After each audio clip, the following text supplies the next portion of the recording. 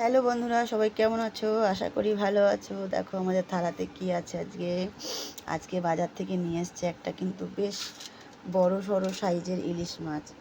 আসলে এত বড় সাইজের ইলিশ মাছ আমাদের ঘরে কখনোই আসেনি। এর থেকে ছোট সাইজের এসেছে। মাছটা কিন্তু বেশ ভারীও লাগছে আর অনেকটাই বড় মাছ। দেখো এই যে থালাতে রেখে থালার থেকে কিন্তু বাইরে বেরিয়ে এসেছে। আর এই গরমের দিনে ইলিশ মাছ মানে কিন্তু অনেকটাই দামি। এমনিতেই ইলিশ মাছ দামি হয়, তো আর এই গরমে তো আরও বেশি। এই মাছটার দাম কত নিয়েছে জানো? এই মাছটার দাম নিয়েছে 1100 টাকা। তো আজকে আমরা 1100 টাকার মাছ খাবো। আসলে টাকা দেখলে খাওয়া হয় না, আর খেতে গেলে টাকা দেখা হয় না।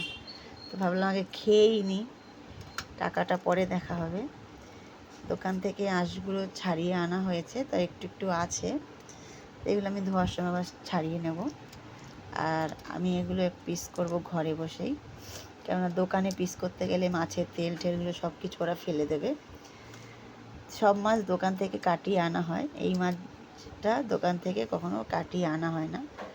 বেশিরভাগ সময় শুধু খোসাটা ছাড়িয়ে আনা হয়, ঘরে এসেই পিসটা করা হয়।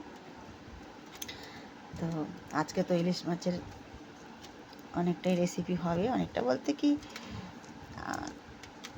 ভাবছি বেগুন দিয়ে করব, আর যে তেলটা বেরোবে তেলটাকে তেল বেগুন করা হবে। তো দেখা যাক, আজকে আমরা ইলিশ মাছ দিয়ে ভাত খাবো জমিয়ে। আর আমি সব থেকে বেশি ভালোবাসি ইলিশ মাছটা খেতে, তো সচরাচর পাওয়া যায় না। আজ অনেক দিন পর মাছও এসছে ঘরে, আর ইলিশ মাছটাই এসছে। অনেকটাই ভারী কিন্তু। আর মাছের কালারটা দেখো, একবারে পোক্ত ইলিশ মনে হচ্ছে যেন। 3টে কালার, এই যে সাদা, একটু লালচে ভাব আছে, আবার একটু কালো ভাব আছে। এই যে মাছটা কিন্তু অনেকটাই পোক্ত, দেখে মনে হচ্ছে যেন একদম তাজা, কিন্তু অতটা হবে না, কেননা এটা তো বাইরের থেকে আসে, দিল্লিতে তো সমুদ্র নেই। তো আসে তো বাইরে থেকেই, অতটা হবেও না, তবে আছে, তাজা আছে।